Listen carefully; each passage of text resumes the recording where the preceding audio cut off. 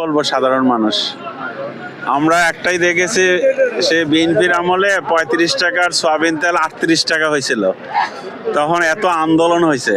আর এখন 75 টাকা সয়াবিন তেল কিনে খাইতেছে, এই আর কি। আর কিছু না। আরো 8 টাকা 7 টাকা বাড়ছে, তাহলে যে হঠাৎ করে আবার এত টাকা বেড়ে যাওয়া, এই বিষয়টা তো অস্বাভাবিক।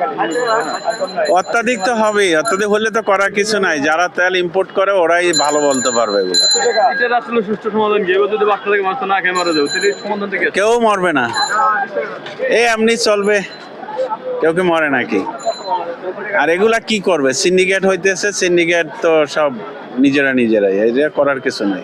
গভর্নমেন্টই কি করবে, আমরাই বা কি করবো? আমাদের কাজ হলো আগে 1 কেজি কিনতে হবে না, আধা কেজি কিনবো।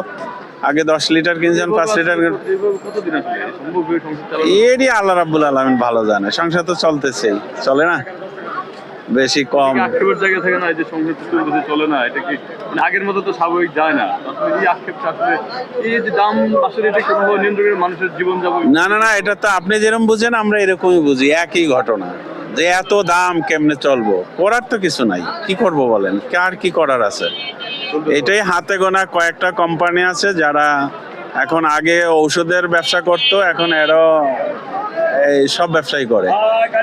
সব স্টক হাতে কয়েকজনের কাছে থাকে, ওরা যা করে তাই।